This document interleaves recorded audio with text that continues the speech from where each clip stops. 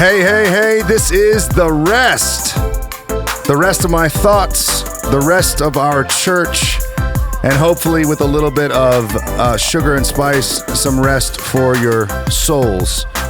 Disclaimer, this is not a sermon.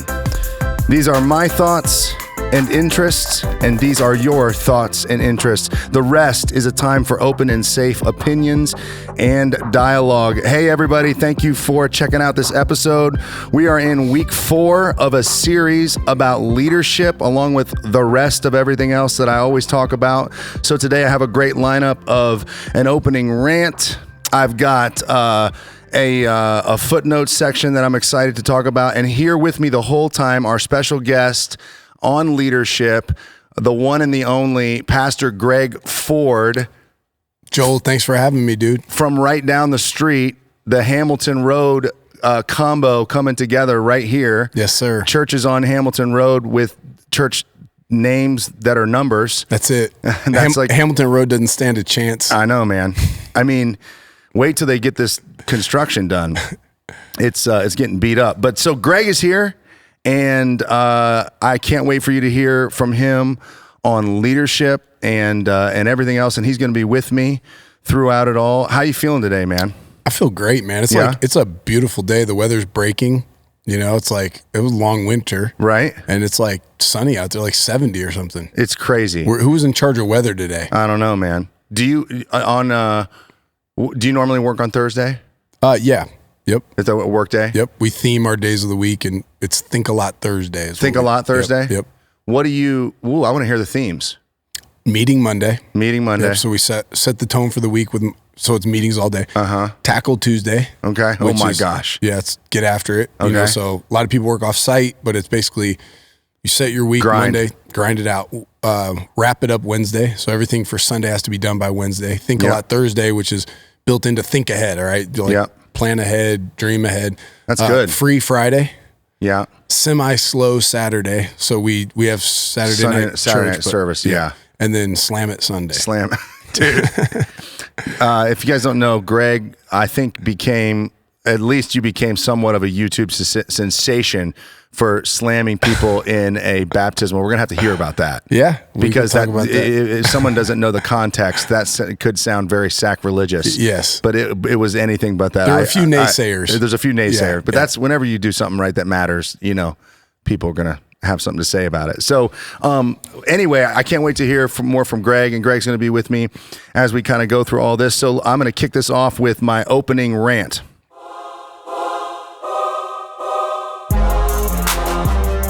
All right, so this is the opening rant. This is where I just kind of do that exactly. I just rant about whatever's going on. Today is St. Patrick's Day. It is March 17th, so you guys aren't going to be hearing this for 6 days, but we are here on St. Patrick's Day. And I don't know, Greg, do you care about St. Patrick's Day? Dude, to be honest, I forgot it was St. Patrick's Day until you texted me. And then I went and got my green hat. So, when I wake up on St. Patrick's Day, I try to do an Irish accent. Can you do an Irish accent? Give me a sentence. Okay. How about top of the morning to you? Top of the morning to you. There you go. Top of the morning. Right. I mean, how you keeping? You now see, so Ford, that's got to be English. So I'm not totally sure. I did take the ancestry.com. You did? Yes. Okay. And I have some roots What are the roots? In that zone. Really? Yeah. So somewhere around there. Well, that would make sense. Actually, while you're ranting, I'll pull up because actually I have it. So there's some Irish in there? Yes. So let me... So my last name's Kovacs, which is Hungarian. Mm-hmm. But my wife, O'Brien... That's about as Irish as it gets. I'm 40% Great Britain, 29% Western European, 14% Eastern European, but I'm 6% Irish, Scottish, Wales. There you go. 6%, man. Irish, Scottish, Wales. Irish, Scottish, Wales. I mean, doing accents, you have to do them. I have literally never tried until just then. You never tried to do an accent? Not an Irish one. Do you have any other accents? Southern. Let's hear that. Okay. Let me think what Just do it themed around St. Patrick's Day. That's challenging. How y'all doing down here? It's St. Patty's Day. Yeah. And we're gonna be, we're gonna be having a good time. I mean, St. Patty's Day. You can't have a bad day on St. Patrick's Day. Yeah, every St. Patrick's Day is a good day. Sun's out, guns out. That's right. So let's do it. St. Patty. Why not? That's good, man. So St. Patrick's Day has this weird place in my mind because I don't really care about St. Patrick's Day. I don't even think I know who St. Patrick was, which is offensive. I'm really sorry. I'm sure I'd studied it at one point, but I don't remember what St. Patrick did. I don't either. I did hear someone say that they call it St. Patty's Day, and that's like offensive because Patty's like a girl's name, and I don't know. I don't know anything about it. You know anything about it? I really don't. We're not going to Google it. Yeah. I mean, in my mind, St. Patrick's Day is when Chicago dyes the river that's in Chicago all green. I thought it was Boston. Oh, and Boston. Is it Boston? Oh, well, yeah, of course they do that too. That's about all I know. And there's a lot of parades. A lot of parades and leprechauns. Yeah. And shamrocks. Yeah. So, okay. But for me, and this is a great place to launch in with you just about some of the church stuff. And I've told the story, we got the keys. We signed the certificate of occupancy for this building that we're sitting in on St. Patrick's Day. Wow. 2020. And you guys, from the inception of the idea to the reception of the keys. Yeah. What was that time period?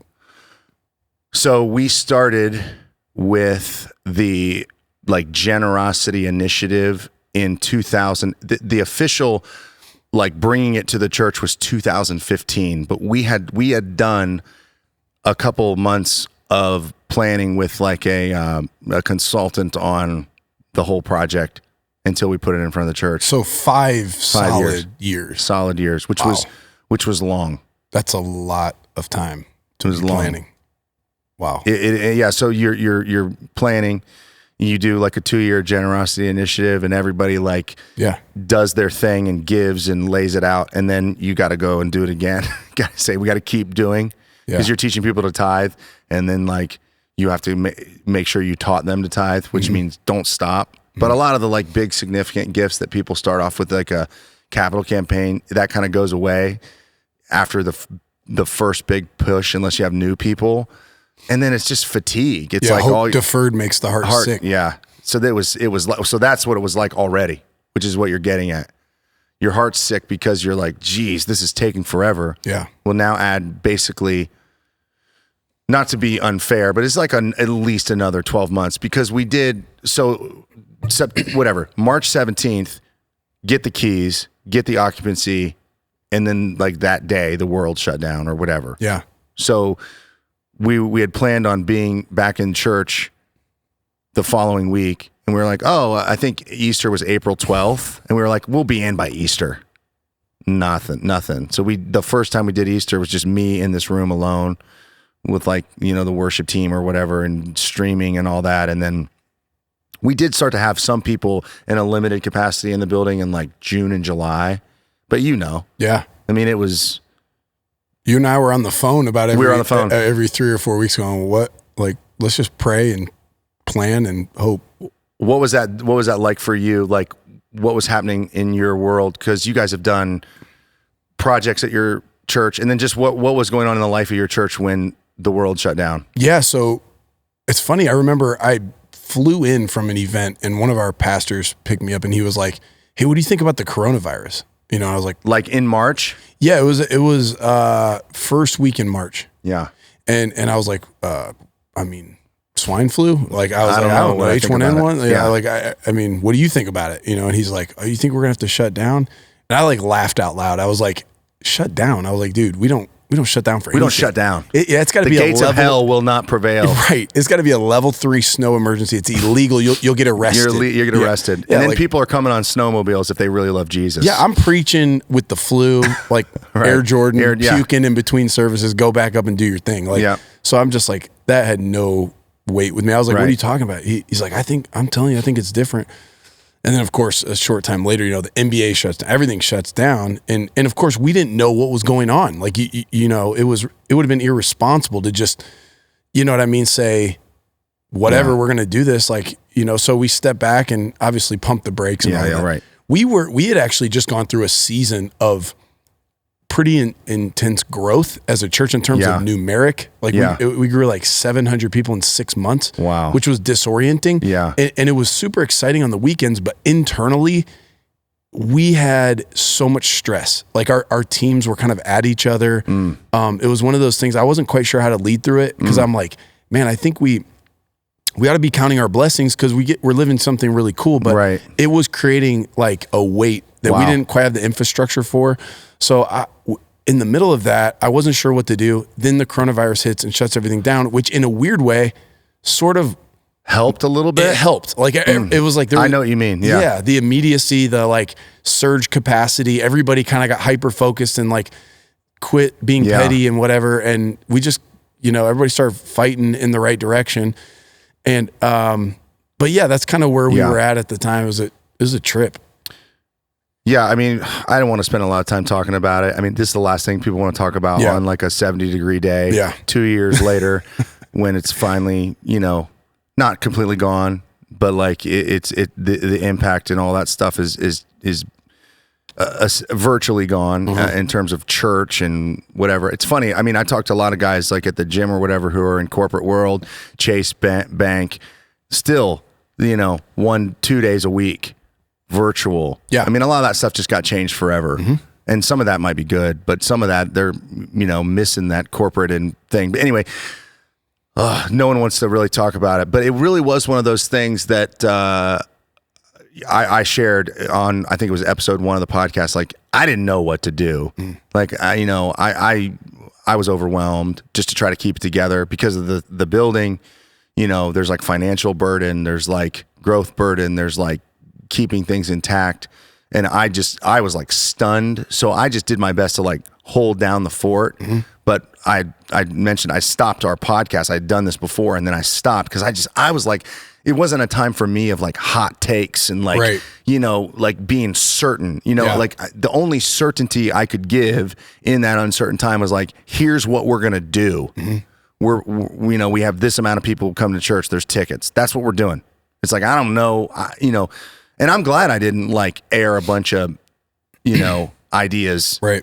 Because I think we've learned a lot about what was going on and the severity of it. That's my word for it. Not a good time for hot takes. Yeah. And I felt that, so I didn't say much, but. Yeah. In the words of the great theologian, Kenny Rogers, you got to know when to hold them and know when to fold them. Yes. That's great, man. You do. Yeah. That's like a major piece of leadership too. Yeah. It's like, you don't have to say that right now and maybe never. You know what's interesting? So like, I know we've known each other a while. So at one point I did a little boxing thing, right? Yeah, I remember that. Yeah, you had the, you like trained. It was like, the fight. It was a series called Fight. Yeah. Yeah. So, but long story short, like my personality, like personalities sort of come out in boxing styles. Okay. To where you have certain guys that are bulls. They call them a bull. So it's basically their mentality is, always go forward. Okay. Which that is my mentality in life, right? It's like, I just go forward. Yeah. And so it took me literally months and months to actually even have the presence of mind to retreat. Because in my mind, to retreat is like losing weakness or, you know what I mean? Like I'm getting beaten. And yet when you watch actual skilled boxers, they'll go backwards. Like Floyd Mayweather, he's a counterpuncher. He's going backwards. He's a defensive fighter, right? Yeah, they call it the sweet science, right? Yeah. Like they know when to go back, when to go forward, when to give ground. And so if all you do is just put your head down and go forward, you're not going to be very good. Right. So like to learn like within your instincts, like, hey, this isn't a time to put my head down and go be a bull. Yeah. I need to step back and like actually give a little ground, play a little defense. Yes. You know what I mean? What does the situation call for? So did you, and we can get into this, but like, were you a little too aggressive for the first couple months? Or is that, I'm not implying that you were, I feel like you're implying that you might have been. No, It was my your instinct. But you got to go, where's that coming from? And for me, actually, we can go as deep as you want on this, but like actually a lot of it comes from fear. Right. Yeah. When I get afraid, when I'm afraid, my instinct fight or is flight. Fight. Like I am not a flighter. Yeah. Right? If I get scared, I'm not running. Yeah. I'm going to go right at you. But to know that, the self-awareness with that allows you to outthink your impulse, right? Did that moment crystallize that for you? In terms of it's like... Yeah, probably more than ever. Character revealed happens under crisis. Yeah, more than ever. But I think that was a lesson I've been learning over time. And I learned it from Hard Knocks because, I'm thinking, if it's in my gut, it must be right. You know what I mean? So but I've learned that the times I put my head down and tried to bull through stuff, and then you end up going, that wasn't good. Yeah. And well, it's hard when you like you played football. Yeah. Did you play at Mount Union? Yep. Yeah. So like you played football and you're an athlete, and then successful. Whenever you like do what you do and it works, it's very difficult to learn that you shouldn't do that all the time. I mean, it reinforces bad conduct. Exactly. At times. Yep. It's like, why would I not do this? Yeah. I mean, this is how I got here. Yeah. It's such a great leadership challenge. How I got here is probably not alone what's going to keep me here. Yeah. So going, okay, what is good about it? Well, being good is being proactive. Right. Yeah. But being proactive and being a bullheaded dude isn't necessarily the same thing, right? Yes. But being proactive might be being patient. Yeah. You know what I mean? Like going, hey, we're going to hurry up and wait. Yeah. We're not going to avoid this. We're not going to procrastinate or stick our head in the sand or whatever, be negligent. Yeah. But at the same time, it doesn't mean that I have to try to force my will or stand up and be an alpha, right? Be in that alpha energy. This is a time to actually be patient, to collect information, you know what I'm saying? And be a little more measure twice or three times before I cut. Yeah. The sins of commission, they get typically tagged as worse than the sins of omission. Mm-hmm. It's like, well, I didn't do anything. Right. Well, that might have been the wrong thing. Right. I mean, being passive sometimes can be horrible, but typically people that get things done are like you. They're like that. It's like they're a doer.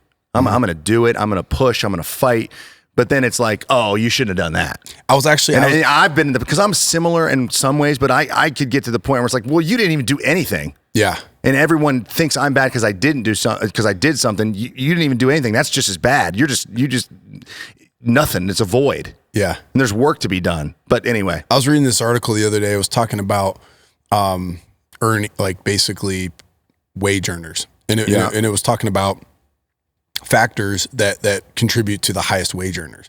And you know how like they have those different elements of personality. Sure. And one of them is agreeable versus disagreeable. Right. So like some people by nature, they're just disagreeable. And they find that actually disagreeable people are higher wage earners. Yeah. Like people that have that part of their personality, which again, it makes sense why, because they're disruptive. They're someone who will go in and blow it up, or there's someone that will go ask for a raise, or they will, push for their idea, or they'll do whatever. They have to make decisions. Yeah. Yeah. And yet like having that in your bag, if that's part of your personality, that's cool. But learning how to actually hone that talent to know, I need to add a little finesse to this disagreeable to know when is the right time to do it. Otherwise you can do a lot of damage. Yeah. That's good, man. That's good. I felt myself a little bit in a posture of, in retrospect, I was, okay, I got to figure out what this is before I do anything crazy, or I don't know. Mm-hmm. I said this before, but I struggled with people that were like, I know what's going on. Right. Not decisions. Here's what this is. Right. So the radical extremes, I know this is fake. I know this is going to kill everybody. How do you know? I don't know how you know that. Yeah. Well, I read this and so the whole information, the lack of trust in institutional knowledge, I mean, just like the whole thing, it was a nightmare. Confusing, man. Very disorienting. Anyway, so the other part is that, if you're watching this YouTube video, and if you're not, Greg and I both, we coordinated our outfits today because it's St. Patrick's Day. So he's got the New York Yankees hat, and I've got the John Havlicek stole the ball. Havlicek stole the ball. So I love Ohio State basketball. You like Ohio State basketball? Yeah. So if you don't know, John Havlicek played for the Buckeyes. He was on the only national championship team and then went to play for Boston. And I had several championships with Boston.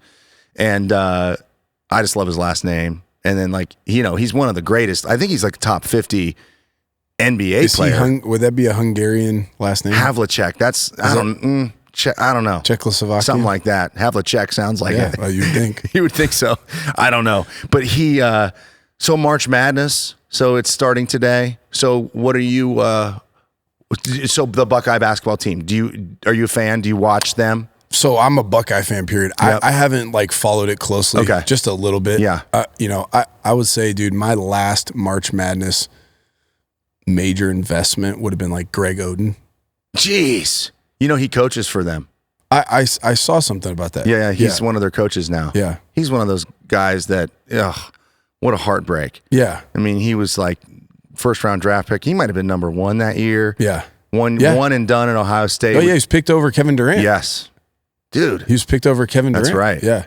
And they had Mike Conley. That was Mike Conley, those guys, right? Yep. And did they go to the Final Four with him? Finals. No, they went to the finals. They lost to Florida. Yes. Yeah. That was a heart. Wasn't that the same year we got our butts beat in football too? I'm still kind of sore about that. I mean. Well, dude, hey, on the Buckeye, how about Scooney Penn? Yep. Scooney. Michael Redd. Michael Redd. All right. Michael Redd lives around here. Do you ever see him? Oh, yeah. I know Michael. Good dude. He's a good dude. Yeah. He, I mean, would you say who's the best of all time? It's got to be him, Buckeye? Right? Yeah, basketball. Probably him, or like Olympian. Yeah. Or Havlicek. Yeah. But Michael Redd, I mean, in the NBA, Redd. He had a really incredible. He never won it. Yeah, multiple time All-Star. Yep. Was on the Olympic team. Yep. He's a dude. Yeah, it's him or probably Havlicek, or John Lucas. Yeah. Yeah. Dude. Baller. So you are like a historian. You're like a fan. I was real into it, like in high school. Okay. Yeah. Even like I was like into like Jerry Stackhouse and Rasheed Wallace. Yes. The O'Bannon boys. UCLA. Yeah. That's Toby like Bailey. Tyus Edney. Yes. When I think about March Madness, that had to be like around 91 or 92. UCLA. No, that was a little bit later. A little later than that? Yeah, that was like 96, I think. Was it? Or 96. Something around that. Yeah. So I was like a freshman or so. That's when I was like into it. I feel like that was when it was at its peak. It was so cool. You know what I mean? It was like guys were... They were playing to their junior, senior year. Like, right? Like you think like Tim Duncan. He was a senior. I know. Even like Rasheed Wallace, Stackhouse, those guys were like, at least played 2 or 3 years. O'Bannon was a senior. Are you more of an NBA fan or a college? NBA. NBA. Yeah. Yeah, at this point. So who do you have a team? I mean, I'm a diehard Cleveland. You are? Yeah. Okay. Like forever. But I mean, they got a good team right now. I'll just watch, I'll watch what's on. Yeah. So my daughter's playing basketball now. So like, actually I found myself watching more women's college basketball than ever before, which I have found to really enjoy because the things I'm trying to teach her about, like how to play basketball as a team. Are you the coach? They do. No, I'm just a dad. Yeah. But I mean, like if you want to see like really well played executed women's college basketball is, they do it right. Dude, they rotate on defense, like everything, just the way they play, the way they pass, move without the ball. Yeah. Like is really, really fun to watch. Well, the Buckeyes are really good. I got to watch. No, I think they're a 1 seed. Really? I think the women's basketball. Oh, women's basketball is a 1. I think so. Nice. You got to take her down there. I think they're really, really good. So yeah, March Madness. So did you do a bracket? I have not done a bracket. Does it start today? Yeah, you might be too late right now. Yeah. It's right now. Yeah. It's you did? just kicked. I did. Who do you got? I just kind of went through one at a time. I didn't have any like. I watch the Buckeyes play all year, and then I watch almost all the Big Ten games. I like the Big Ten, so then you get to see, their non-conference teams and stuff like that, and you get to see them play. And then I'll tune into like top 10.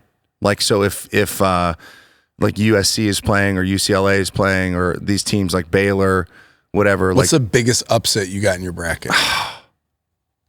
It's not very big because I was stream of consciousness just doing it, and I ended up with all the ones in the final, which I'm kind of like, this is pretty boring. So I think I have Who did I have? Oh, I have Gonzaga winning. So they have some crazy players. They're really good. Do you remember them last year? Oh, yeah. Undefeated. Yeah. And then just got stomped by Baylor. Yep. So I got them winning it. I had an upset of like a 2 or 3 seed. Nothing crazy. You ever see that SNL skit where the lady wins the bracket because she picks the cutest mascots? No. She knows nothing about basketball. No. But she picks the cutest mascots. And then she wins it? Yeah, she's like a terrapin. She's like, wait, what is that? They're like a little turtle. She's like, oh yeah, they're going to win. They're going to That's great. I think a lot of people do that. And to be honest with you, I do that half the time. Yeah. I mean, I don't even know. You just don't know. Yeah. So that's what's hard is as you're going through the bracket, it's like, okay, I know something about them and nothing about them. Yeah. Who should I pick? Whatever. So I think I have Gonzaga. I enjoy. So like your daughter's playing basketball. My son plays basketball. So I've been the assistant coach with Kyle Spangler, who goes to your church. Oh yeah, he's great. So he and I went to church together when I was on staff at Quest years back. So we've stayed friends, and he asked me to be the assistant coach. Awesome. So our boys, we're in our 3rd year now. But you're right about when your kid's in it, you just watch more. Yeah. Like, so in our house, my wife, football, like she just, what is happening? It's funny if you play football or play, you really love it. It's like impossible not to. But if you don't play it is a confusing thing. Yeah. Like who knows what's going on? Yeah, it's a bunch of people running just into running each other. arothen, whatever. Well, and even the camera shot doesn't even show the back end of the defense, so you don't see any of that. You don't know what's going on. Any of that chest going on. No. So then, but then basketball, she loves that. So it's like, you can watch that, you can see it. And so we have it on all the time.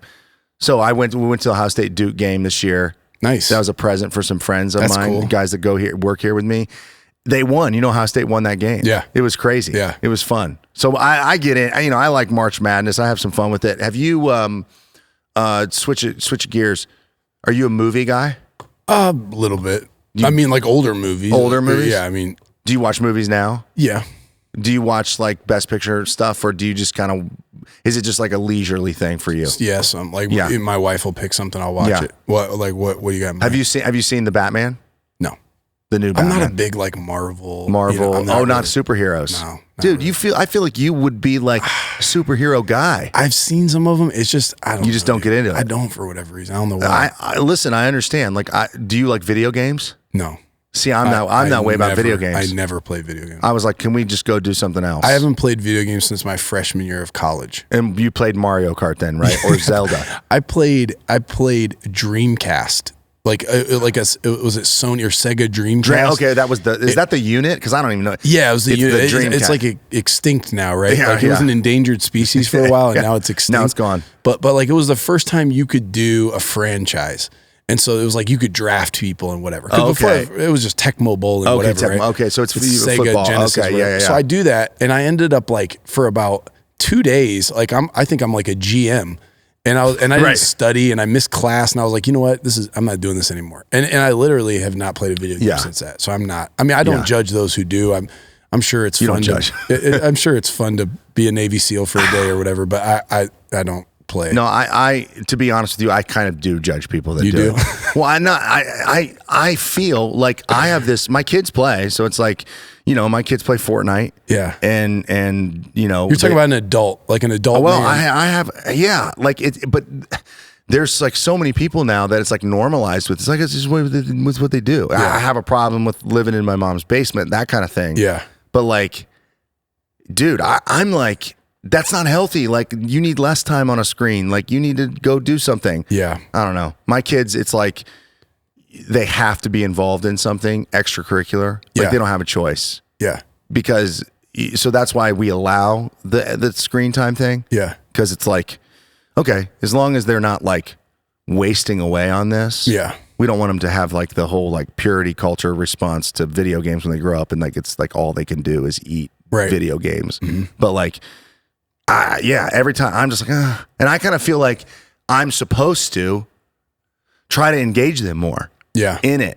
Like, Emmanuel, God with us. Like I always have this picture of like, I'm supposed to like get next to them in that sense.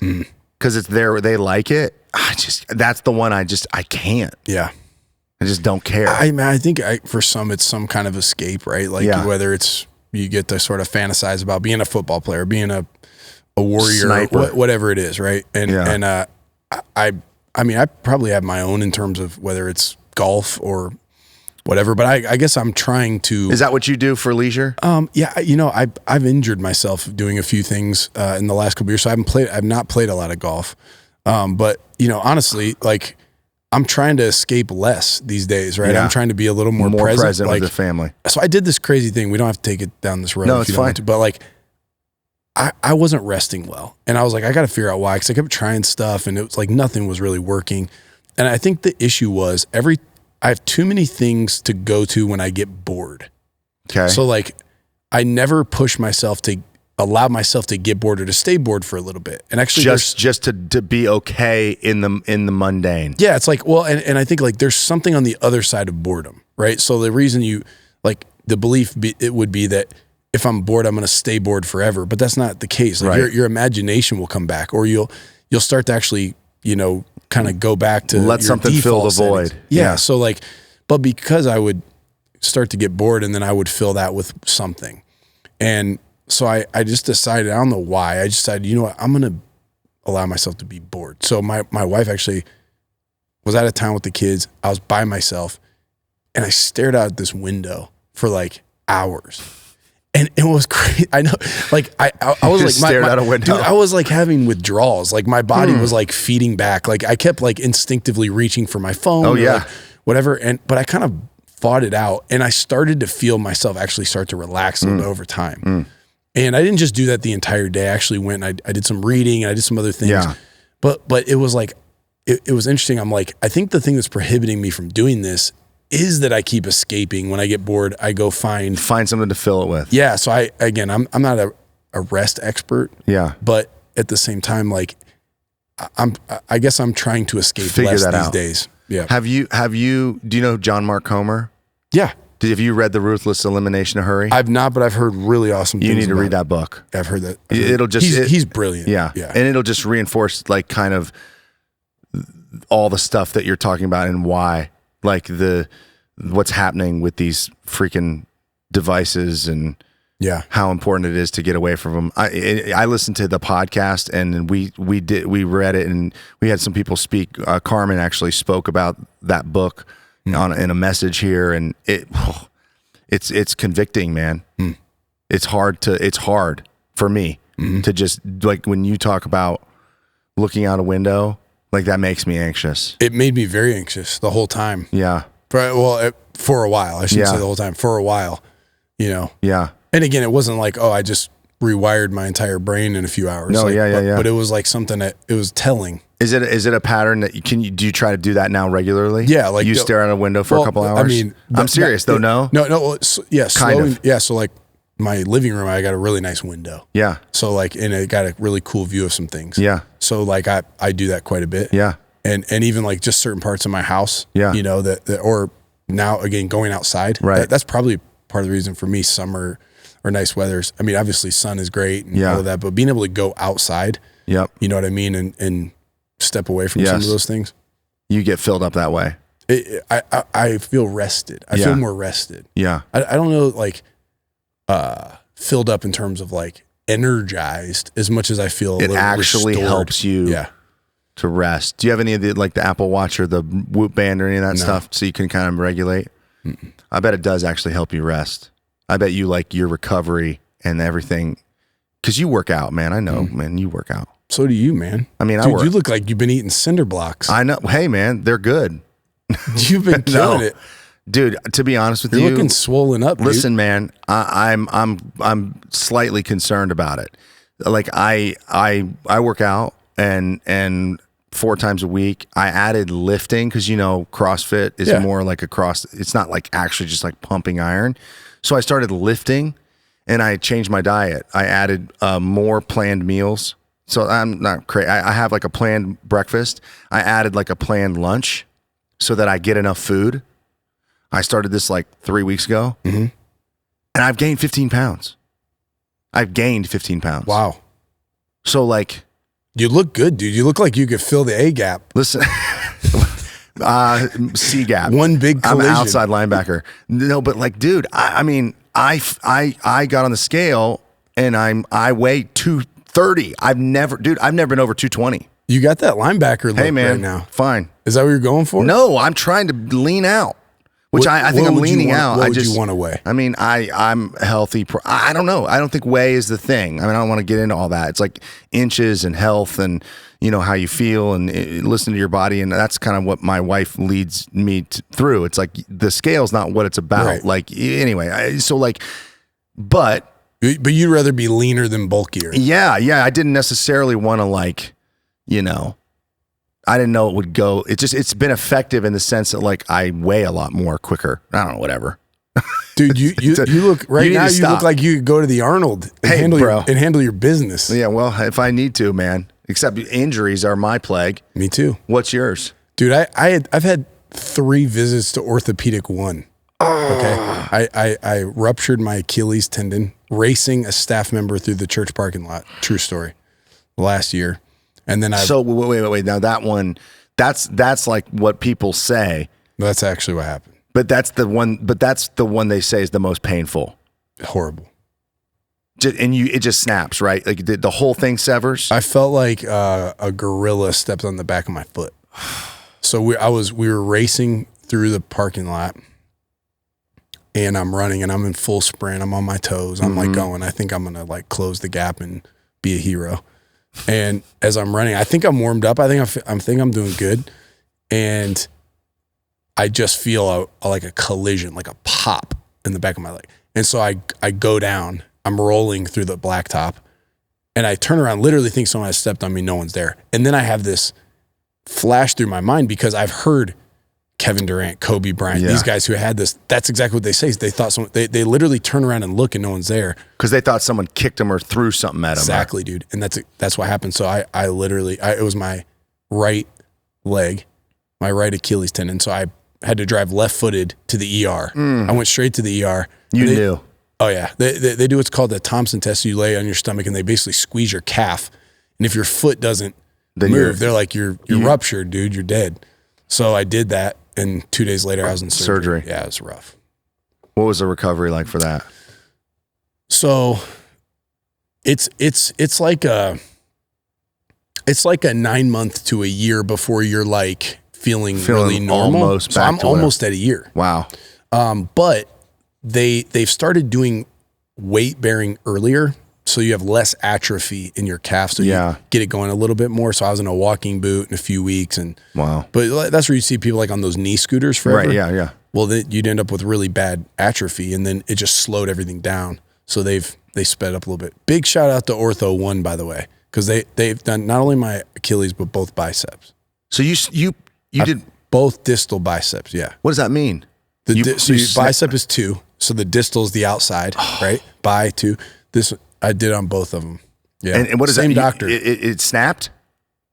Full rupture, yeah.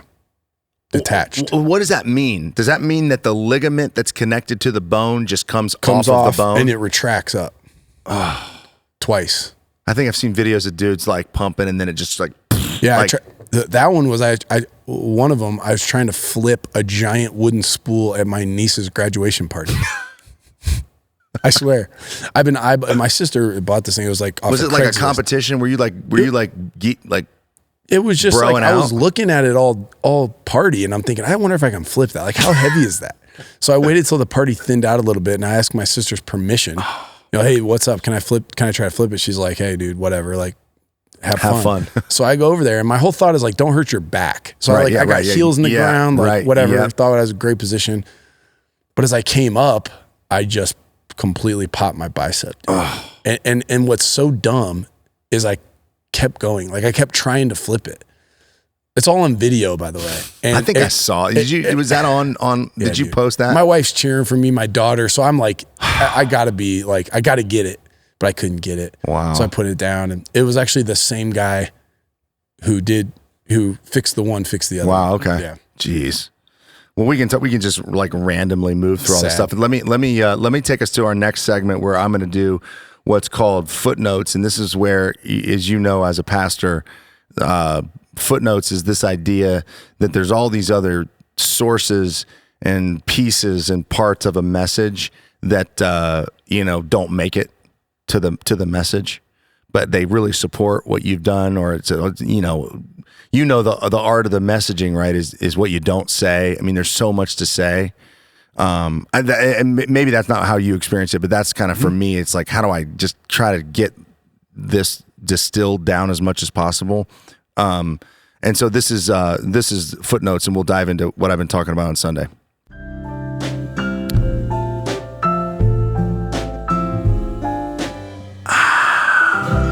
Footnotes. Yeah.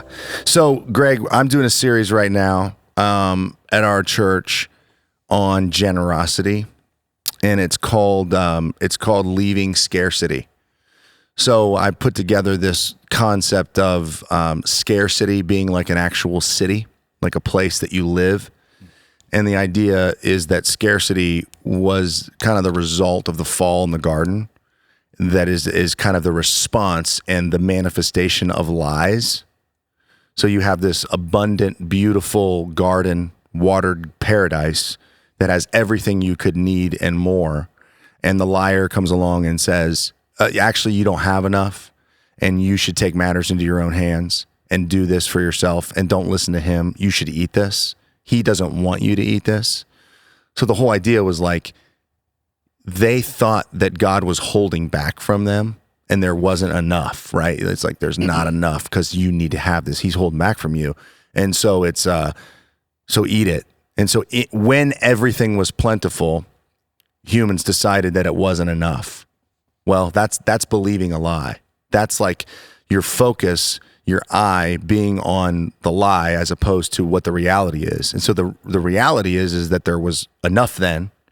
And even though we perpetuate scarcity, which is this idea that there's not enough, so we have to take for ourselves, we have to kind of build a world of survival and living scarce and thinking that we need to protect and take matters into our own hands. And the truth is, even now, when people perpetuate that lie, and sometimes it manifests like there's not enough because people are so greedy, that even now there's enough. And so Jesus comes to earth and he's like, look at the birds. Look at the lilies of the field. What is he teaching? He's teaching like, actually, when you don't believe the truth about what's been provided, you live out the lie. So there is enough. Just look over here and look over there. And if you really understand what he provided in the garden, there was enough then, there's enough now to go around. And actually, there's a recent study, I think for the first time ever, like global poverty or people not having food is basically like solved. Like we have done enough of these like movements where like if people want food, they can get food. And so it's kind of a testament to there is actually enough if we try to see it. So I talked about how the eye has this really small portion that takes a ton of energy from your body that can only focus on one little thing. So it's like, it's what you use to recognize faces. And basically, so whatever you're not focused on doesn't exist to you. You're blind to it. So you have to tell your eye what to look at in order to see what you want to see.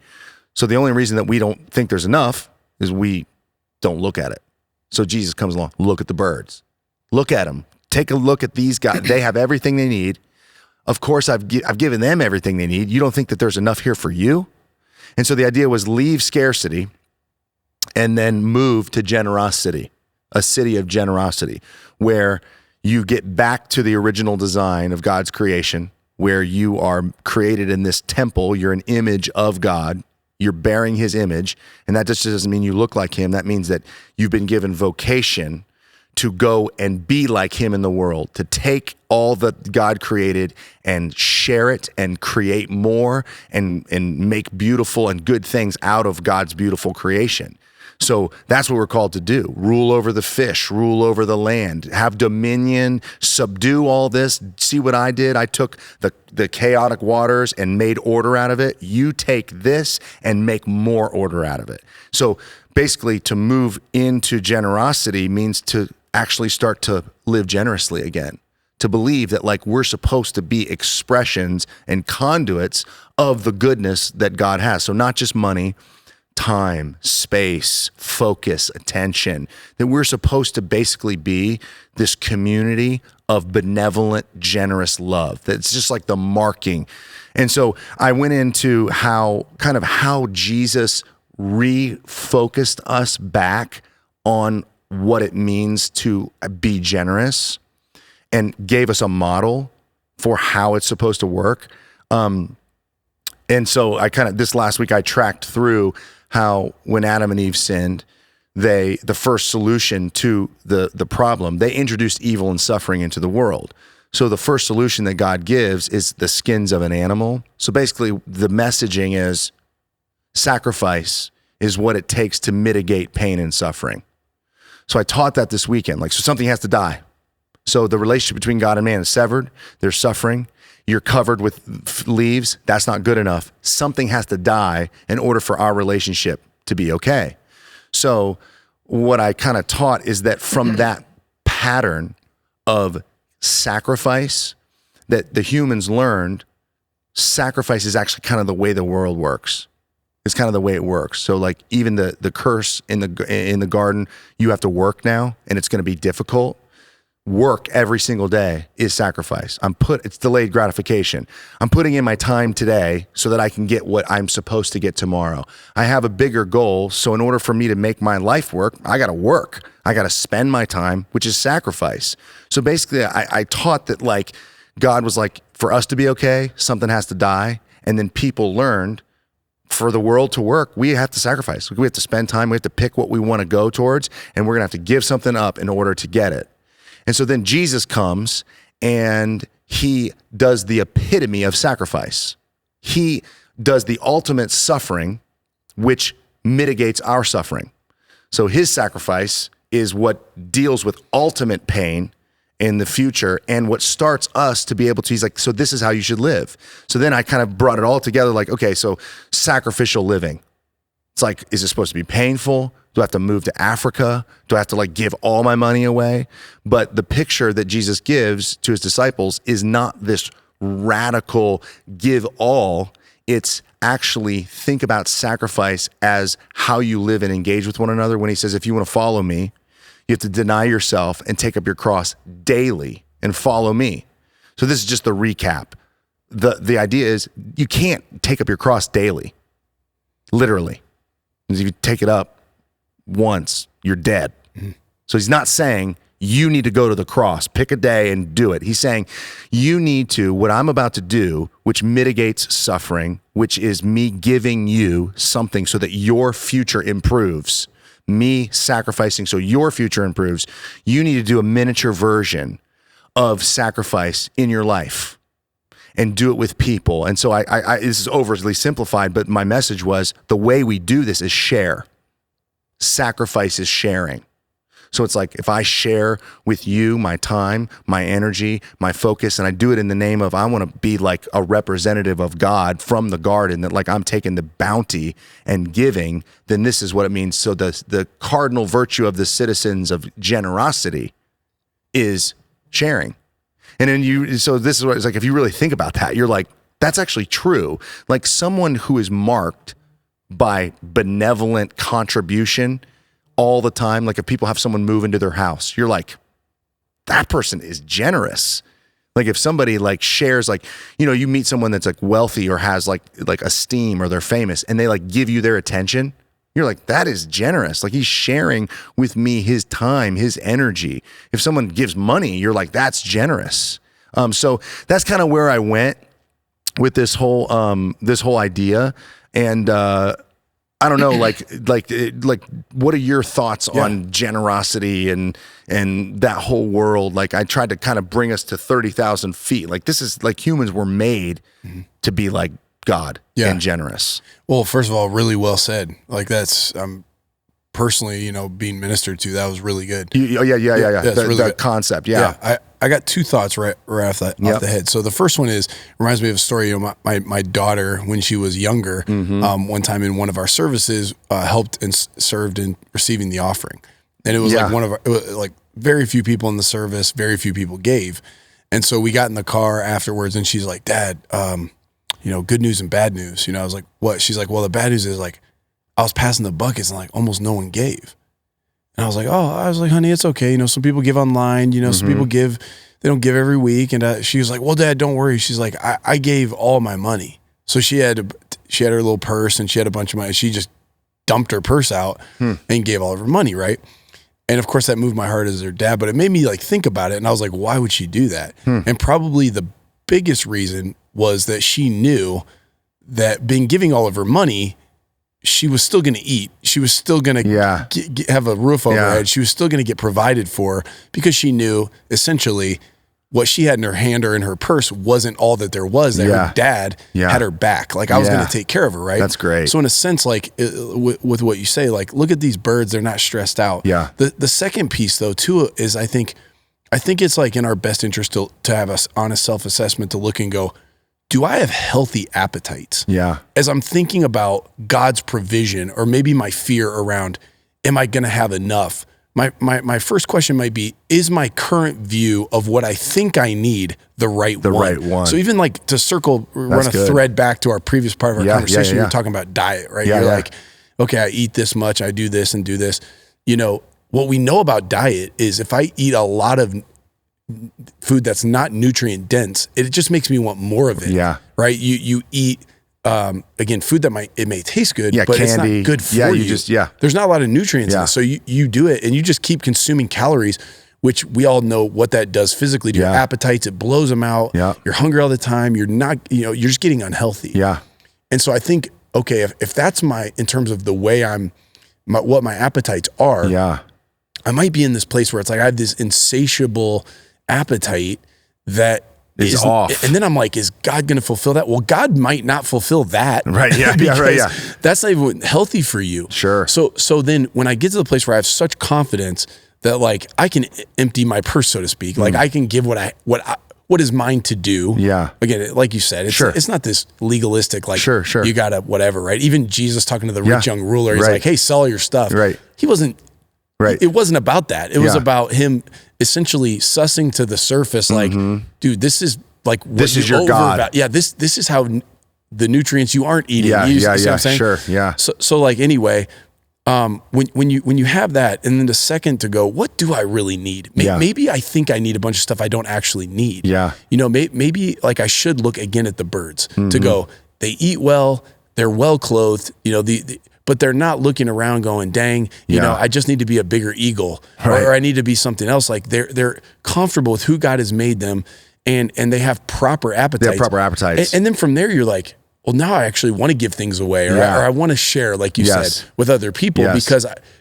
I don't have an insatiable. Yeah, that's good. No, it's, so Paul says, contentment is great gain. Yeah. So where we think great gain is great gain, he actually says, no, I think the idea of contentment, just as you're talking about that, I'm like, that's probably appropriate appetites. Yeah. Which I've never said that before and I didn't teach that. That's a great, have you taught that to your church? Yeah. I mean, we've talked about that, but I like that concept a lot. It's also like, okay, maybe, of course, God has it all. It's all his, right? He's omnipotent. Yep. He owns the cattle on 1,000 hills. There's no shortage. Right. So God could certainly give me more. And he may do that. Yeah, right. There may be a time he did. Yeah. But maybe what God wants me to do is go through a process of needing less. Yeah.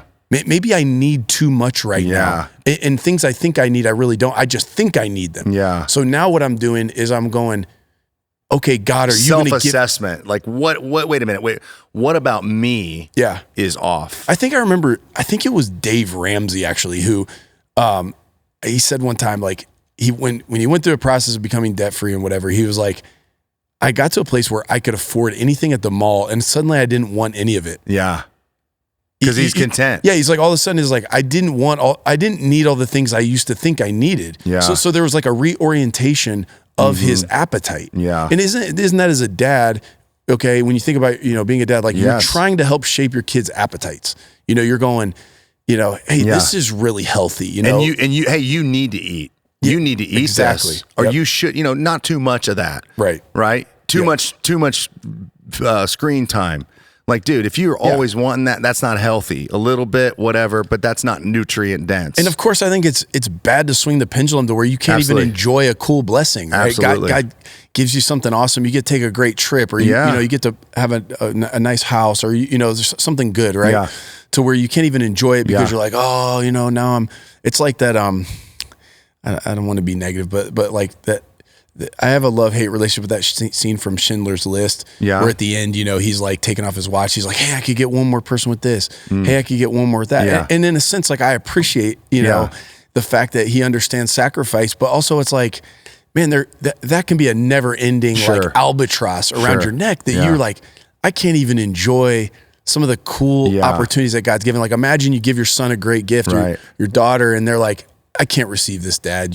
I got to give it away. Well, there's a part of you that's like, that's cool. And there's a moment, there's a time for that, but there's also a time for you to like enjoy. This was for you, man. Like you should be able to enjoy it. So I think that's a tension to be managed throughout our lives. To not live in shame and guilt and like, man, I can't enjoy anything, but also to not to take an honest look at our appetites and go, man, maybe I think I need a bunch of stuff, and I'm actually worried, God's not going to give it to me, and something that maybe I don't need. That's really good. It's the I shared, like, statistically there's a household income number that it's under $100,000. Yeah. That once you go above, it doesn't improve your quality of life. Yeah, exactly. It's basically like, it's frivolous, it's excess, it's whatever. You get a little better car, you get a little better food, but it's not. But what is life, right? Like, it's not the house, right? It's the home. Money can buy a house, but money can't, make your relationships great. Money can't do all these other things. I think it's similar to what you're saying. That's great, man. I love the idea I'm going to steal that.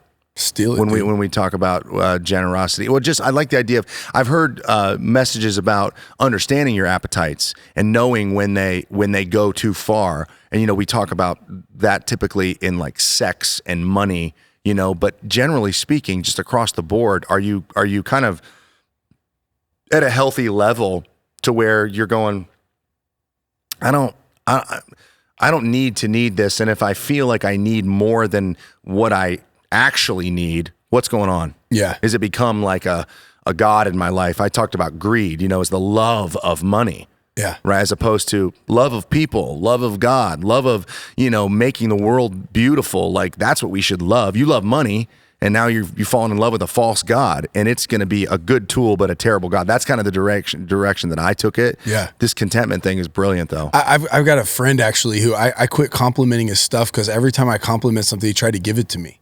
I'd be like, oh man, that's a really cool. He'd be like, oh, just take it, man, take it. I'm like, no. Do you feel like he was like an oversensitive kind of trying to? No, I don't actually. I think he genuinely. It's just the way he's wired. Yeah, he's totally wired that way. And but I felt bad because I was like, he kept trying to give me his stuff.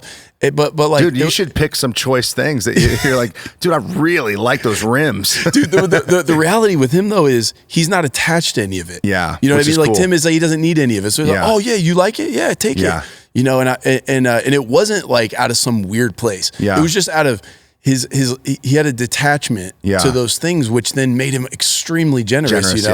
And it's like there's something really beautiful about there that. is, man. There is. I think that picture, you could say that's extreme, but it probably is closer to just the nature, right? The sharing, because I talked about it's one thing to have something, it's another thing to share. That's something that you have, but it's the biggest thing to be known for sharing. Like, to be like, oh, our community is marked by, like, when you think about people that right? You're like you just talked about, that guy, that's like his mark. Well, Acts chapter 2, they sold their land. They had everything in common. Like the community was marked by unity and sharing with one another. So it's like, that's true, man. That's what makes Christianity. You think about it, we talk about like making an impact, preaching the gospel, sharing Christ. What about just share? Yeah. Just stop at sharing. If you want to be a good Christian, share your faith typically. How about just share? As a piece of it. Of course, we have to. Faith comes by hearing, and hearing by the preaching of the Lord, brother. You know this. Dude, I got another friend. I asked him a little while ago, I was like, I was like, dude, when's the last time you really felt like just really connected to God? Like you did something, you're like, man, that felt like divine. You know? And he was like, he was getting eyeglasses. He's like, I was at this eyeglass place. He goes, and there was this lady who went up and she selected these glasses and she was really she just loved how she looked in them.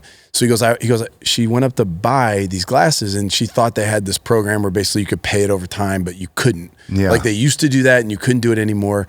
So he's like, it was a bit of an awkward moment because she goes up and she can't afford it. At that time, she didn't have the money to pay for it. Yeah. And so she was kind of going back and forth with the cashier or whatever. And he goes, I just stepped up. I was like, hold on a second.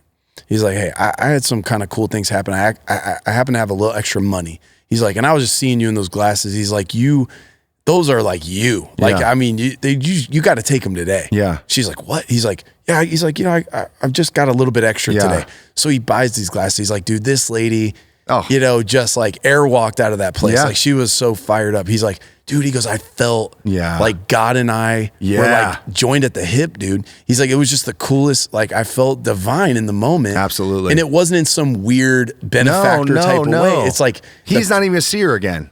He's not going to see her again. It's just part of the moment. Owe me a thing. Yeah. It was like, dude, I had the ability to do it. Mm-hmm. It's like you say back to Adam, it's like God gave him dominion over the garden. It's like, hey man, you didn't make these animals, but I'll let you name them. Yeah. You know, I'm going to give you some authority here to organize and to share them, give them away. Exactly. Yeah, dude, that's sweet. That is an amazing story. And it needs to just be like, period, end of the chapter, next part. But I have to say this. That reminds me of the Christmas Shoes song, which is cheesy. You know, can I buy these shoes? That whole thing, that's like the story. Like the kid needs the shoes, the guy helps him get the shoes. Yeah.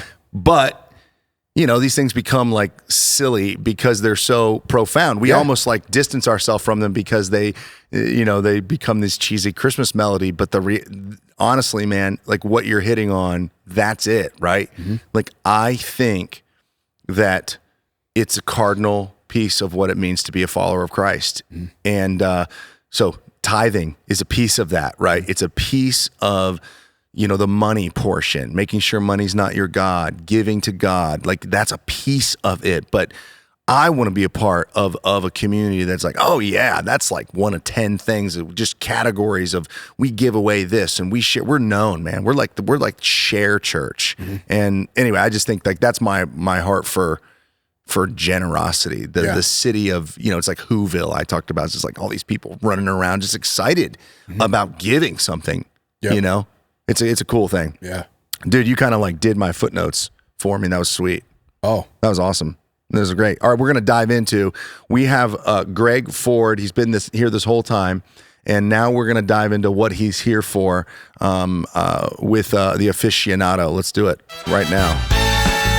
Ladies and gentlemen, the one, the only Greg Ford. He is here today to talk to us about leadership, man. So, I mean, we've already, touched on a lot of different pieces of leadership and whatnot, but before you do that, like just give a little background,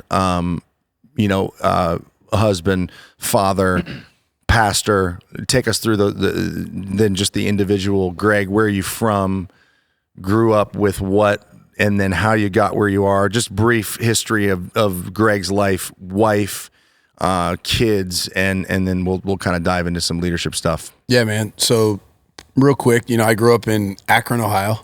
Oh, wow. Yeah. So did Steph Curry and LeBron James. Yeah. Actually, I played against LeBron's high school. You did? Yeah. Before so I was a senior in college, or freshman in college. He was a freshman in high school. So I saw him play as a freshman, but I didn't know who he was. Yeah. And I remember, he was incredible. So back to the Buckeyes. You know they have a true freshman named Malachi Branham right now? No. So he's from St. Vincent, St. Mary. Oh, nice. Yeah. And he had a kind of a mediocre start.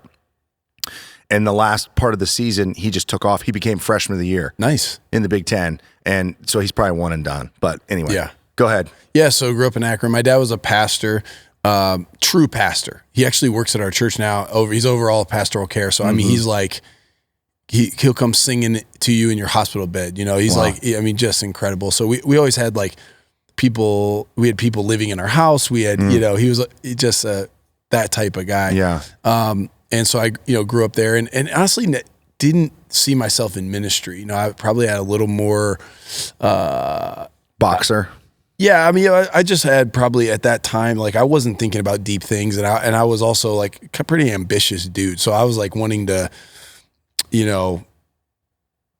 probably do something in business or coaching or something like that. So I didn't see myself in church, but long story short, the Lord got a hold of my life and went to college in Texas and then did youth ministry in 2 different places.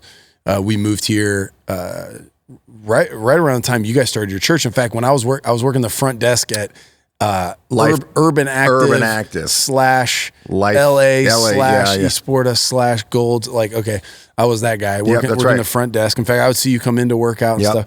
But actually before I would be like, yeah, I'm starting a church. People are like, oh, are you with Joel? Yeah. And I was like, I got to meet Joel. I didn't even know you guys were, but then actually even the pre-launch I would come to at that time was New Albany Church. You parachuted in, right? Yeah, dude. Didn't know anybody, but met a ton of people at that front desk and just tried to get involved in the community as much as I could. So anyway, we did that. And then, my wife, Shaylin, and I have 3 kids, Ella, who's 13. Wow. And 13, then 10-year-old son, Hudson, and a 6-year-old son, Miles. And they're both on the autism spectrum. Okay. Yeah. So, that's a little bit about our family. And You just, I don't know if I've ever told you this, but I've told other people this. So I didn't parachute in, right? Like, I'm from Worthington and then, worked over here and then started a church and, church planting, it's such a complicated thing. I mean, it's hard to do. Mm-hmm. And, I had like a great network of people and the way this church started and a lot of people knew about it. And so there was great like fellowship like right away, which was cool and great. But like you parachuted in and I've told people like I've never seen anyone do it as well as you because you like genuinely you're a woo, aren't you? I mean, you win people over. Like you have this like community. I'm going to get involved. I mean, everybody knew you. I mean, you were the perfect guy to come in and just like start something from nothing, which is like, I mean, I don't know what the stats are, but most churches starts don't work.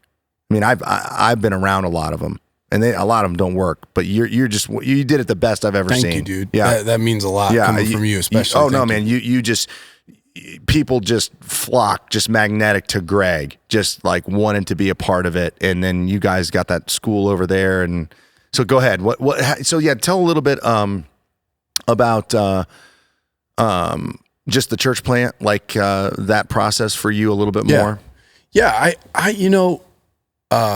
By the way, I think the way you did it was smarter than the way I did it. It's go to easier. Yeah, I mean, you knew knowing people in the community, already having a heart for it. Way easier. So when I came in, I was like, I wouldn't say easier. I would say different. Like because I came in, I wanted to get to know the community before I came in personally. Like you knew the community, I didn't. Yeah. So I wanted to know. Like I didn't know the difference between Worthington and New Albany and Gahanna and Columbus. And so I just want to get in and like become a part of the community. Yep. So I actually worked 3 jobs. My wife worked 2. And just tried to like. What were your 3 jobs? So I worked the front desk of the Friends Club. I worked at Little Turtle Golf Club. What'd you do there? I was a ranger. Okay. Drove around, made sure everybody doing their thing, making sure play was moving. Yeah. And just, and I would help them with events. So if they had like a scramble or something. Were you strategic about these types of, I mean, these are smart jobs to interface with people. So the first one, yes. The first one I was like, this is going to be just a high volume of meeting people. And I begged to work the front desk. Yeah. Cause I was like, I want everyone to have to walk past me. I just want to meet as many people as I can. Exactly. The second one sort of materialized actually because the owner of Little Turtle was coming to the gym. And I found out, because I would ask people when they leave, hey, where are you headed? Oh, I'm going to work. Where do you work? And then I'd find out where they worked. Yeah. And he's like, yeah, Little Turtle. I'm like, oh, that's cool. What do you do there? He's like, I own it. I'm like, oh, okay. Cool, and so I was like, can I come hit a bucket of balls sometime? He's like, well, you got to be a member, And then he's like, well, if you come be a ranger, you can play. Yeah, right. Whatever. Yeah. So anyway. So he picked you off. Yeah, I mean, they needed some help, and then I got to play a little bit, you know, which was kind of fun. And, but there was that, and then for the church. Yeah, oh, right, of course. So that was the third one. Yeah. So, Okay, so Greg, well, first of all, I think everybody knows around here that your wife won Miss Universe. No, she won Mrs.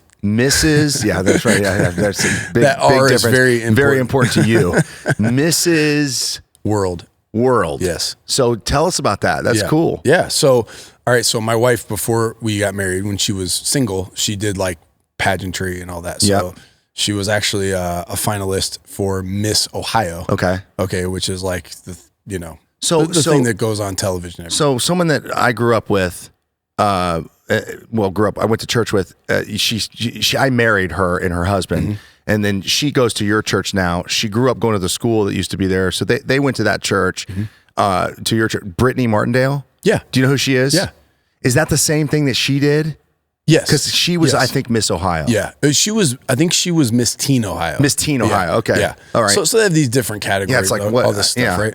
So anyway, she did that when she was single.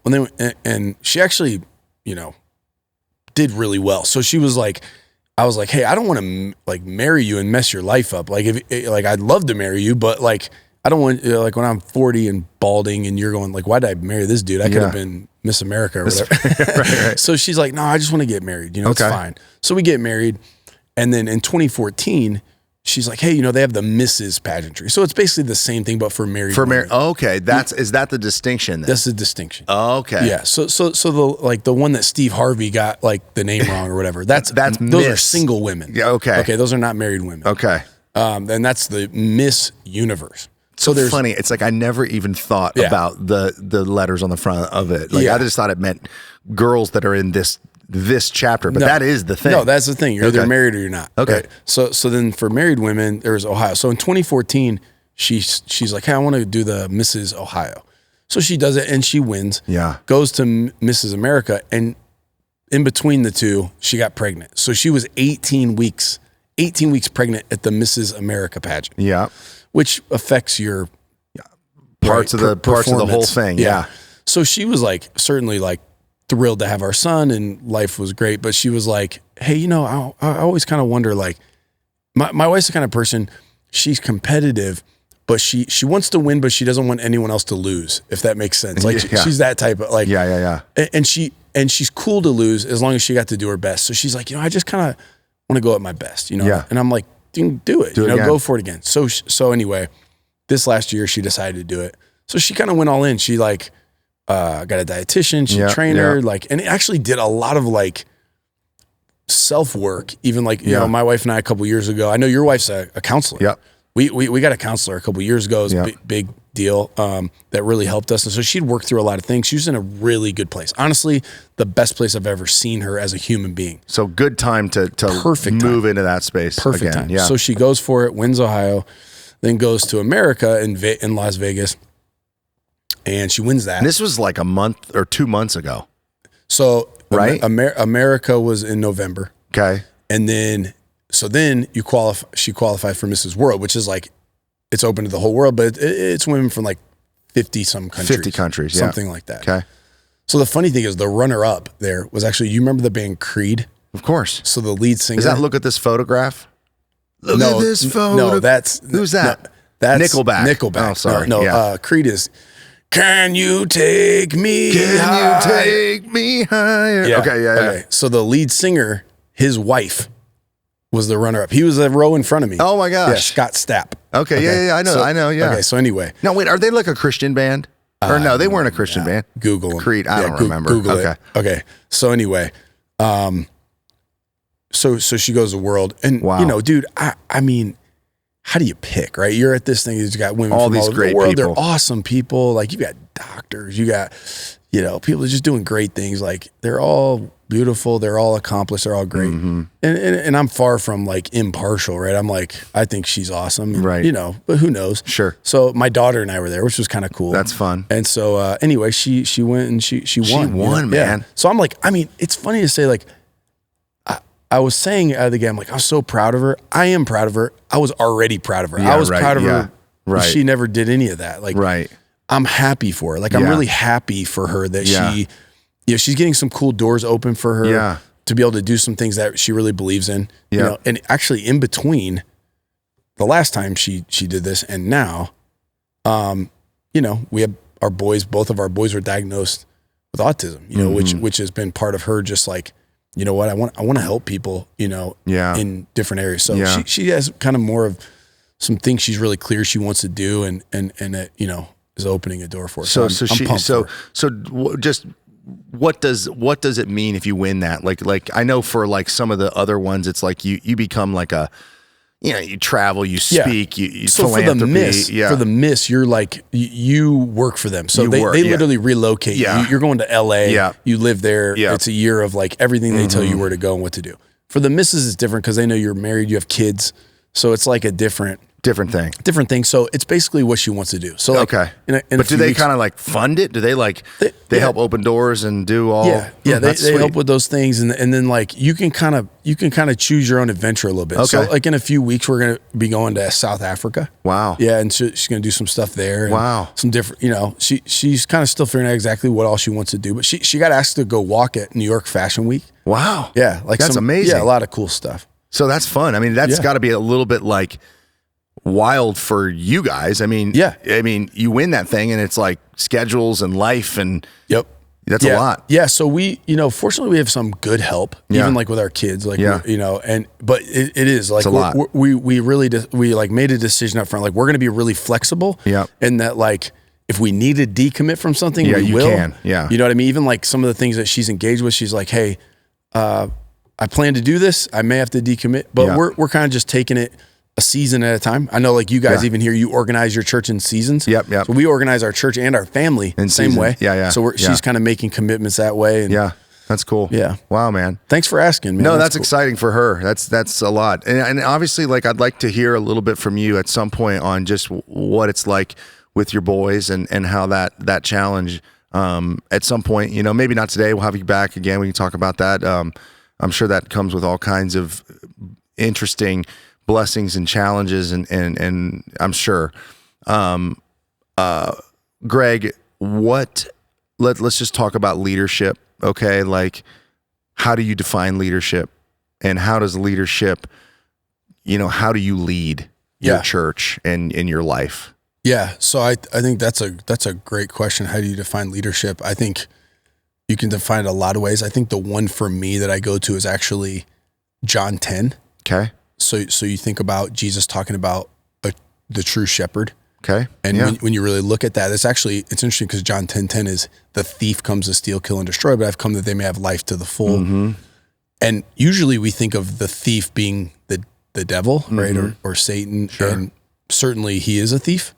But Jesus is actually in that text, he's talking about bad leaders. He's actually talking about the Pharisees, right? Like, because he went through this bad shepherds. Yeah, he's like, hey, like the shepherd comes through the gate, and the robbers and the thieves like come over the wall. And you know, again, even like just a little study on that's good how that worked in that day, right? If you were a thief, you would hop the wall and you would scare the sheep to get them to run out of the gate and drive them some other place, right? And of course, shepherds, when Jesus says, "I am the gate," the way that it made all kinds of sense to them, because the way that a shepherd would design the wall would be with a gate the size of him.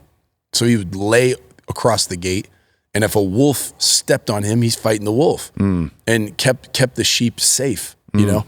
So he's essentially saying, I lay down my life. Myself down.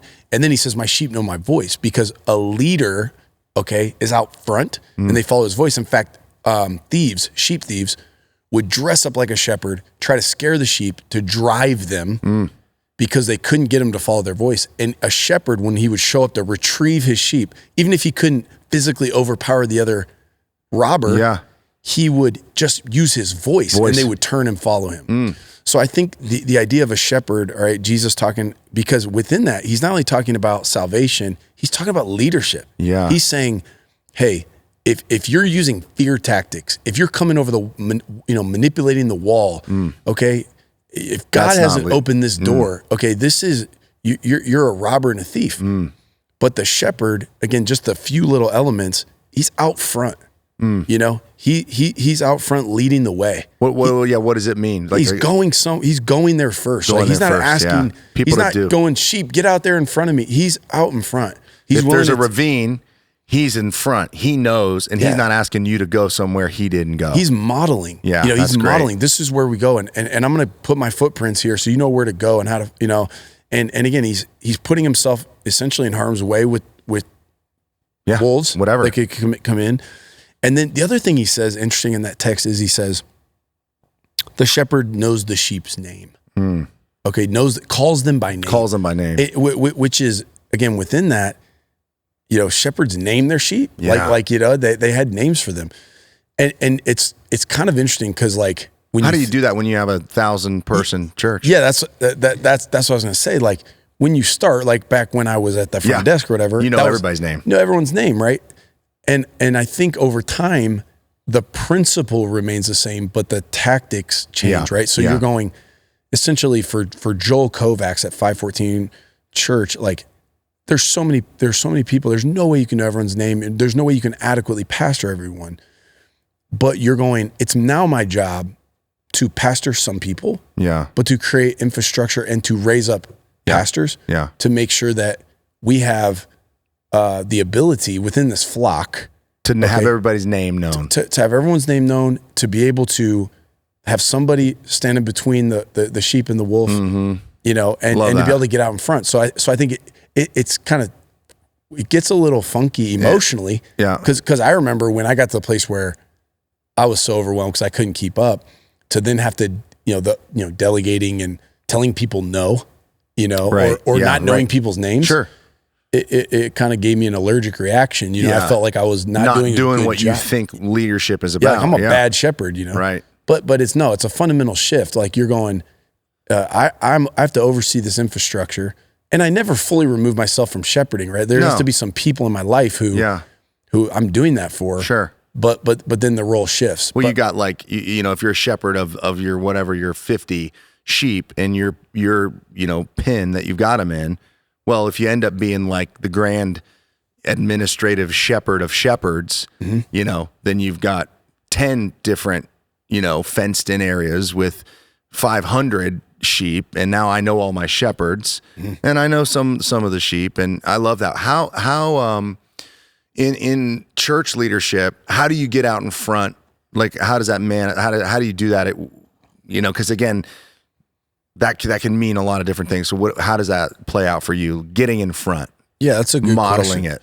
That's a good question. I think it's kind of case by case. You kind of ask that question, right? So sometimes like I remember when you guys were building this, right? And I remember you were talking about, hey, we're doing some fundraising, whatever. And you're like, before you asked anyone else to give anything, you and your wife, I think we're the first people. Sure. Like you guys made your commitment first, and then you're like, by the way, right after us, our top leaders, all the staff, our staff, right? So we went first. So we're not coming out here going, hey guys, y'all ought to buy this building, and you guys ought to give sacrificially. You're like, and you're like, this is what I'm doing. Sure. Here's what our leaders are doing. Here's what our board is doing. Yep. Here's what to then if I'm part of that flock, so to speak, and we're all part of some kind of flock, that you go, wow, okay, I want to follow that lead. Like that's worth following. Yeah. So again, that's one way it can manifest. That's one way. With messages, and if you're giving applications and you're telling people how to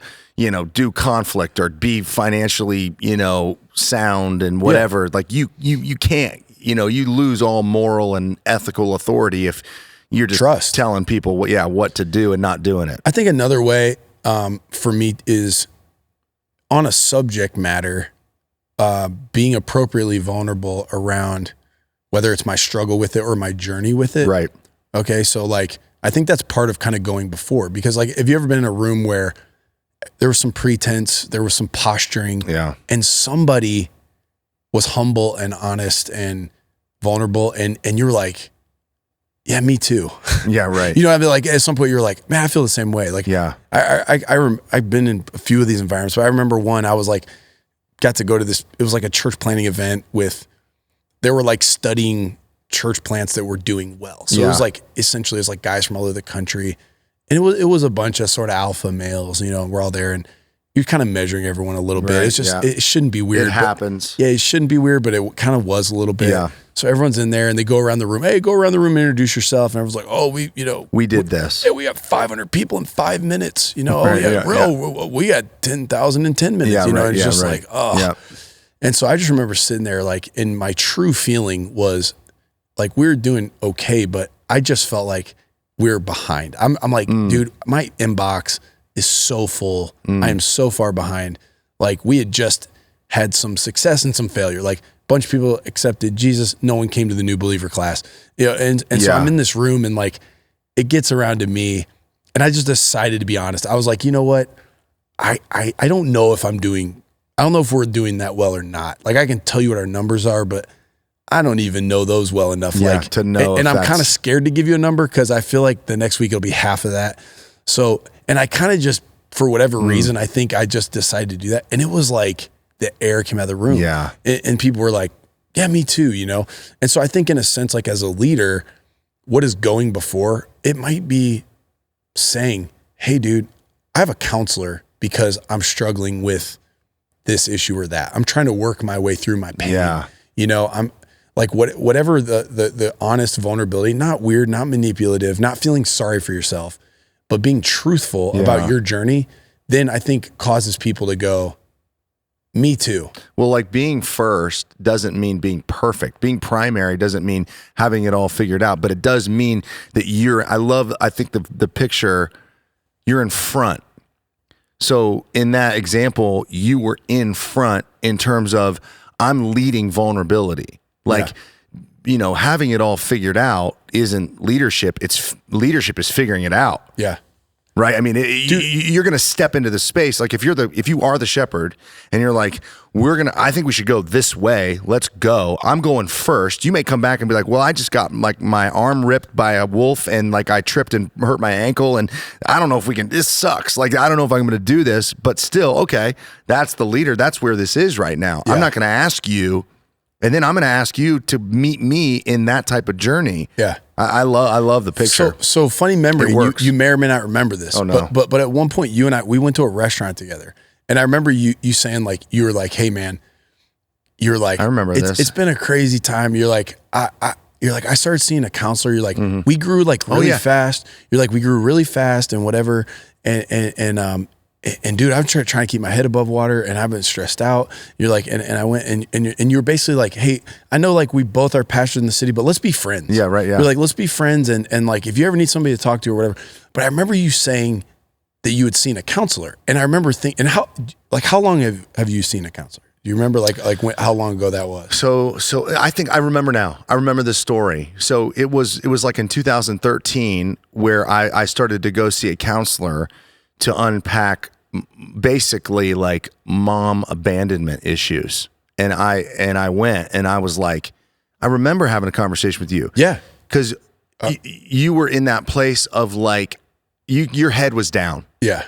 And like, you just weren't, yeah. And I was like, dude, I think what I was trying to do is be like, dude, you should get a counselor. Well, yeah, and the did funny I thing say is, that? Well, no, I mean, you were or basically I was saying did. You're like, hey, man, let's like, let's be friends. Just to be fair, so we were recording. Like, I don't remember thinking there was something wrong with you. Yeah, I think I was trying to say like, this is helping. If you're struggling, it's okay. Yeah. But what's crazy is, dude, I remember you saying you had a counselor, and I remember thinking, I've never heard a pastor say that. Oh, really? Wow. I had never heard that. I'd never heard a pastor go, I have a counselor. And so like that to me was probably the most profound memory of that conversation, other than you basically saying, I think we ought to be friends. Yeah. And yet in a sense that was you going before. Yeah. Because I hadn't really ever thought about getting a counselor. At the moment, I probably needed one more than I knew, but I probably didn't think that was an option. And then years later, I really knew I needed one, and then I got one.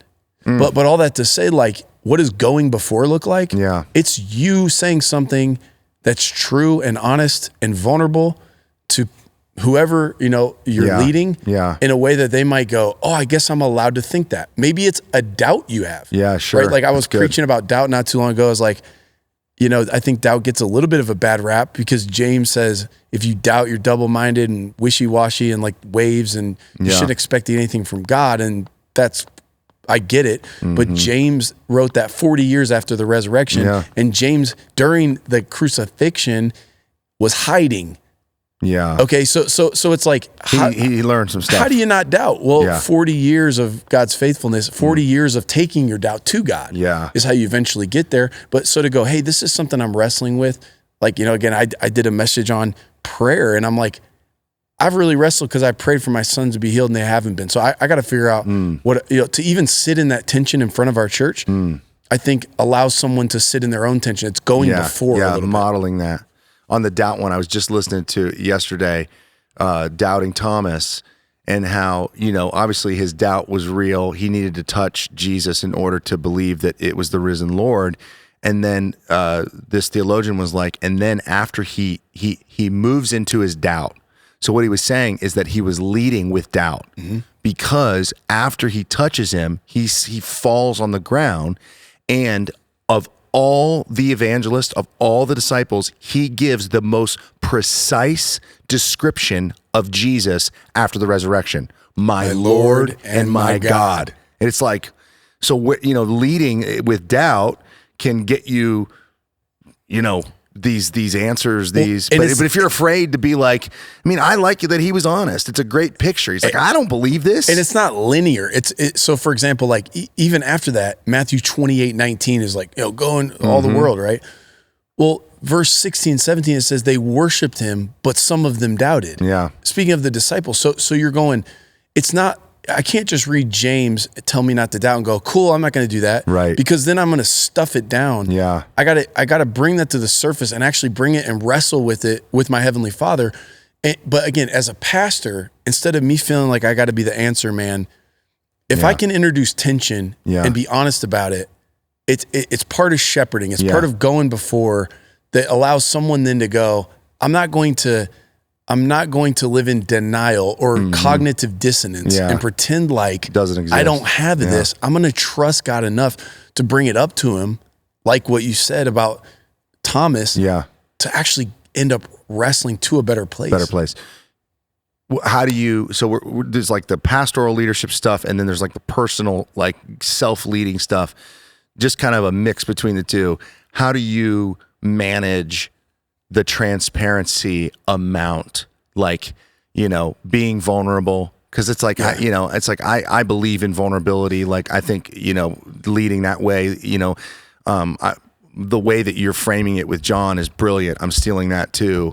Like the picture of the shepherd and those things. How do you manage the difference between vulnerability and excessive transparency? Because you can't say everything you're thinking, feeling, going through. I don't think you want to work it out on the stage, right? So I don't think that's where you should initiate those thoughts. Yeah. So I think like whatever it is, you need to have worked through it a bit before you get up there, so you're not just like bleeding all over everyone, right? Yeah. It's like, it's one thing to show a scar. It's another thing to hemorrhage on folks. Yeah, that's good. So I think like, if I had something, I would, talk to my wife about it, talk to a counselor about it, talk to some other people. I'll present my message to people before I preach it to the church every week anyway. So, and then you're not necessarily when you're helping lead, you're not maybe giving every gory detail, but you're going, this has been a struggle. Correct. You let people fill in the blanks. They understand. Yeah. And I guess also internally I'm going, is this about making me feel better? Or is this me actually, like, you could easily supplant me from the metaphor, from the story, and put yourself in there. Yeah. Is this transferable to whatever their pain is? Like, my boys have autism, not everyone's does. But if I'm talking about that, is that just me, like, and I'm bummed about my situation? Or is it me going, hey, easily you can take my sons out of this and put your kids in, or you can put your pain or and what I'm teaching you through it is actually going to help you in whatever it is you're walking through. Okay, so let's go there. Leadership, self-leadership, that challenge specifically. Like, how have you managed that? Like, what tell us about that? Yeah, I could really I could go forever on it. I'm sure. I think, to me, man, it has forced me to wrestle with things that would have stayed in my peripheral. It brought to my focus. Yeah. And at the same time, I've been going through those, walking through that as a dad. I've really tried to fight for self-awareness around just even how I'm wired. Yeah. Right. So like, I'm kind of a nut for like personality tests and whether it's the disc or the Enneagram. So what are you on the Enneagram? I'm an 8 wing. You're an 8? I'm an 8 wing 7. Oh my gosh. I think I was born a 7 wing 8 and life made me an 8 wing 7. Okay, interesting. But I'm a DI on the disc. When I tested pre-church plant, I was an ID. Okay. And then I shifted to a DI. What is, I don't know. I's influencer. D's I'm trying to remember. Decisive driver. Okay, driver. Okay, yep. So anyway, I like to have fun but 7. But I like to get stuff done. Yeah. You know, I've got ideas and I can whatever. Are you confrontational? Yeah. That's a bad way to put it. Yeah. So if I have a problem, you deal with it. It's way harder for me to not deal with it. So I'm more likely to go knock on your door tonight. Yeah. Than I am. Like, it's hard for me to sleep, and I want to just have the conflict. And I'm not want to have it. Yeah. I don't enjoy it. Like, of course, right? You know what I mean? But I'm like, I actually have a certain appreciation for it because I've seen how productive it is. Yeah. You know, that's funny because I want to hear about your kids and stuff. But like, so I'm a 7, wing 8. Okay. And so the 7 is like, you know, the life of the party. Yeah. You know, run from pain. Mm-hmm. So I have like conflict is like really a conflict for me. Like it is like I have it, but it is like, because I'm a 7, it's like run from conflict. Yeah. Run from pain. 8, deal with it. I live in that tension between wanting only good, positive, enthusiastic feelings and the burden of the 8 where you know this has to happen. Yeah. So, well, by the way, and I get it, and you don't need me to be your counselor. You have a wife who is one. I have one. But I think what happens with that, tell me, with that combo is, okay, as a 7, you hate it so much. So hold on, because we're digging into this. A 7, for people that don't know the Enneagram, is, I think they're called the enthusiast. Yeah. So it's adventure, fun, life of the party, and really the mask of the Enneagram is like you're kind of facading pain with the fun. Like, so I grew up believing like I got to make this better because I grew up in this like big divorce debacle thing, and I got to make everybody laugh, and I want everyone to feel good. But then the 8 is the challenger. Yeah. So control, fight, in charge. Push, Hail charge. to the chief. Hail to the chief. Yeah. And just get it done. Yes. Like a doer, the amount of energy that they have. So go ahead. So the way that I describe the Enneagram 8 is, and this would be my personality. If I'm on a bus, and someone who gets on the bus, a veteran or a person who has a handicap or an elderly person, I will give up my seat gladly. I will be the first one to jump up and go, please take my seat. Right.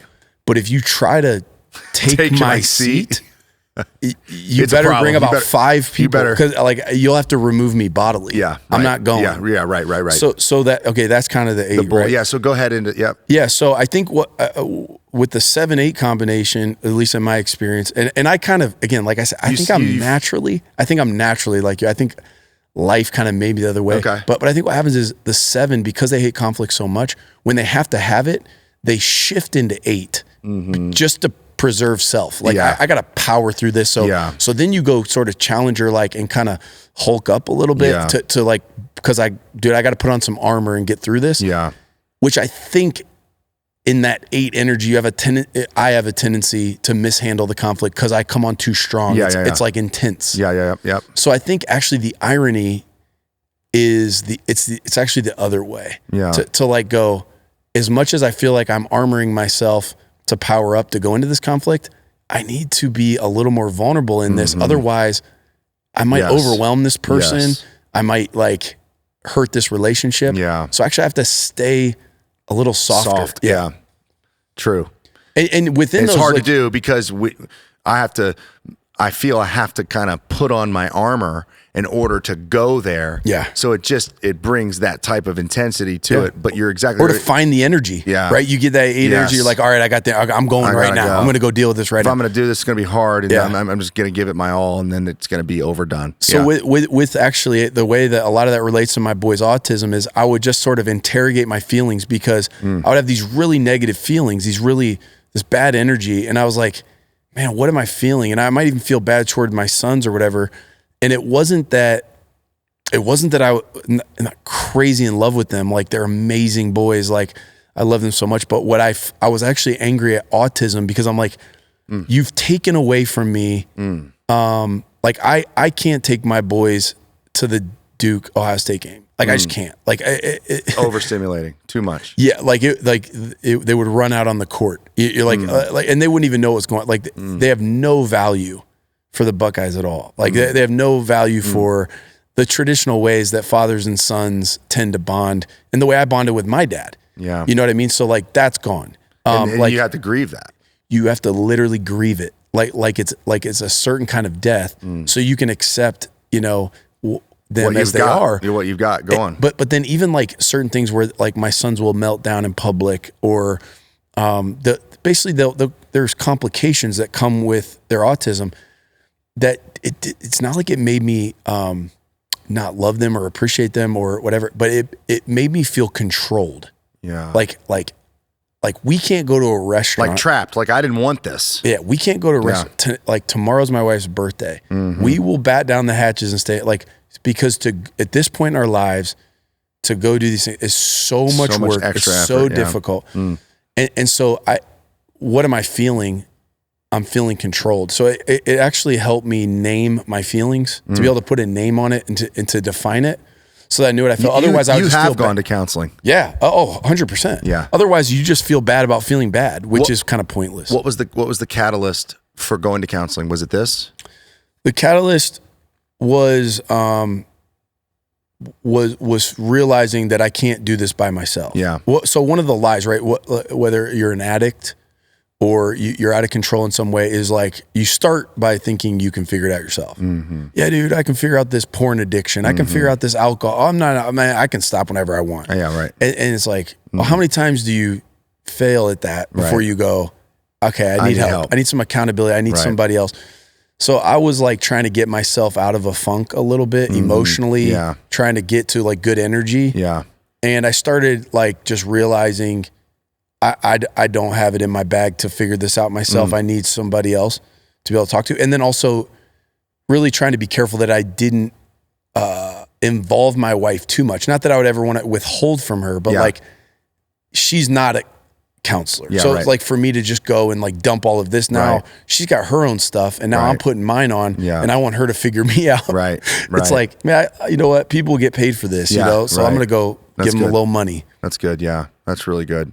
So talk a little bit more just about the process of what you went through with your boys and kind of where you are now. And yeah. So when our first son was diagnosed, I actually felt at first, I was like, well, at least we know what we're dealing with. So I kind of sprung into action and my wife kind of just hit the valley of despair. Yeah, right. Then with our second son, we found out we flip-flopped. So like I was like, because I felt like I had mourned and now I was like resurrected again and now I got to mourn again. So and she was like, I mourned and now I'm ready to take it on. Now she's like, I think I know what I'm doing now. Yeah. So it was like, we kind of, had that process, but really, my prayer with my boys has been, God, don't waste any of this. Like you use them, use me, and really trying to go like through the processes. I see things differently, and the Lord shows me things through their story to share those generously without making every message about that. Right? Yeah. So I mean that's kind of the dance, and even within our own family, like my daughter is an ambitious kid. She's got a lot of dreams, and it's cool to see how God has used that to create an empathy in her and part of her development. But also I don't want her whole life to just be about, you know what I mean? Yeah. About the brothers. Just about the brothers, right? I want her to be able to have some more normalcy than that. So we're always kind of wrestling, with that. So, without getting into it too much, like basically that story that you're telling, my wife lived that story in a sense where and I don't want to tell her whole story, but she had a multiply handicapped brother. And so some of the dynamics of like a lot of it being about him and, that world was something for her and that's for her story and stuff. And she has a great family and a great relationship with everybody. But for some insight and inspiration on what you just talked about, go watch the movie Coda. So it's nominated for Best Picture and it's about a girl who is in a family and they're all deaf and she's the only one that can hear. and it's about the process of the family learning. CODA. Yeah. Is it appropriate to watch with my daughter? Yeah. Oh. What does that mean? Coda. What are they? Of deaf. What the heck does it stand for? It's like a term. Coda is like you're a this of deaf. I should Google it. Kevin, if you can hear me right now, Google what CODA stands for and text it to me. But anyway, it is remarkable. Like the journey that they go on and her learning what it's like to be in a family like that and to make sure that she still has her own space. And dude, it will give you life. So leadership, that's a big one, man. Like when you talk about having personal things and getting to the point of being vulnerable and taking yourself to a counselor. So, the counseling thing for me, both my wife and I needed it, personally. And for her, it was like life-saving, but then, going to it, I used to teach and still do it with marriage counseling. It's like the Bible says without counseling, plans fail. With many counselors, plans succeed. And so it's like, do you plan on having a great marriage? Do you plan on being a great dad? Do you plan on like anything that we plan on? Like really what a board is like a counselor. They're there to like oversee and look and see and help and make sure that you get wise counsel. But for some reason, there's this stigma with counseling. So that's I think for, if people hear this and they're like, okay, I need to go get counseling. I'm gonna Google what that is called. But anything else on leadership stuff, Greg? Because we're like almost gone 2 hours, which is crazy. Yeah. What other stuff do you have on? Yeah. So I think, you mentioned self-leadership, right? I've got a little thing that we use internally, but it's, being self-aware without being self-absorbed. Child of deaf adult. Okay. Anyway, sorry. Go ahead. Go with that. Yeah. So being self-aware without being self-absorbed. That's good. What is that? Yeah. So to go to understand yourself, to be curious about yourself and to go inside enough to understand yourself well enough to where you can be self-aware without being just completely consumed with yourself. It's all about you, right? Yeah, yeah. So again, within this journey, because of my most intense emotions I've had in my life have come as a result of my sons. Like with this autism thing. It's hit me in a way nothing else ever has. Yeah. So because of that, it's given me a forum to explore and to learn. So just all kinds of discoveries. Honestly, I had this thing where I was in a group and I kind of went off. I went off in this environment. I kind of embarrassed myself, and I got to the end and I felt very justified in everything I said. Right. If I told you the whole story, things I said weren't wrong, but my whole attitude was just bad. Yeah.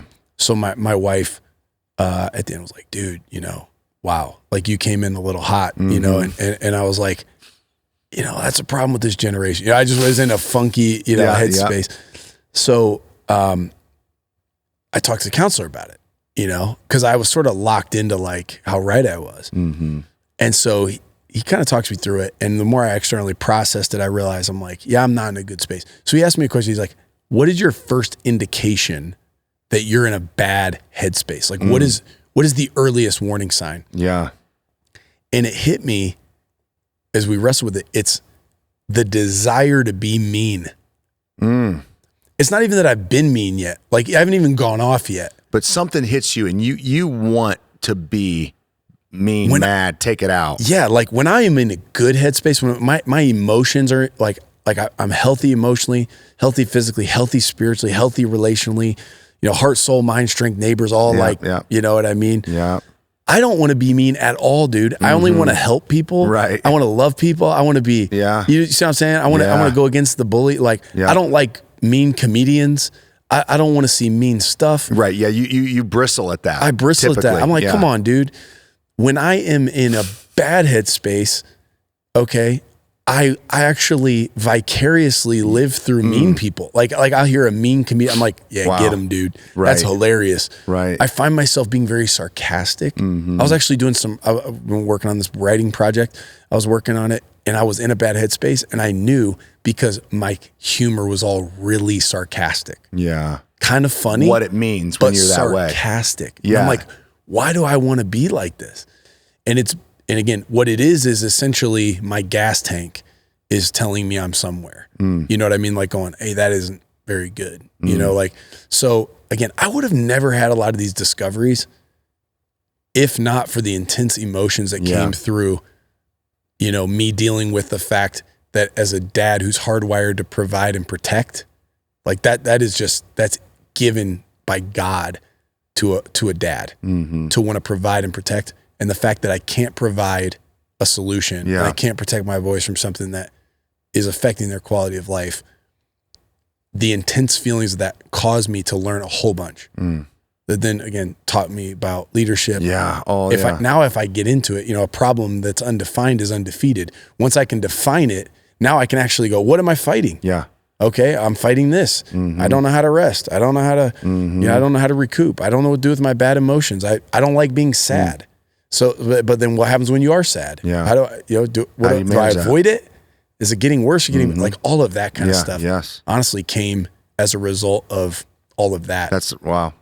Well, what I love, man, is you doing what you talked about, and what I'm impressed with you is your ability to metabolize all this stuff and then like actually use it to help and teach. And you did lead the way. You did go first. I mean, dude, you sound like a different guy, you know, from that conversation that we had. I mean, you really do. Like, and but you did what a lot of people won't do. They won't go and get help. They won't work through it. And now you've worked through it. You're using it to help other people. I'm sure it's brought a whole other level of awareness and sensitivity and direction and shepherding to where you're probably a way better pastor. That was the funny story I had this Sunday at our church. I was out in the hallway after a message, and there's like a lady and her husband, older lady, real sweet. And I known her from years back, and she went to a church not too far from here. And she said, we wanted to visit. She said, when the pandemic hit, I listened to my pastor, and then I listened to Greg Ford and you know, and she was like, I listened to you three all the time.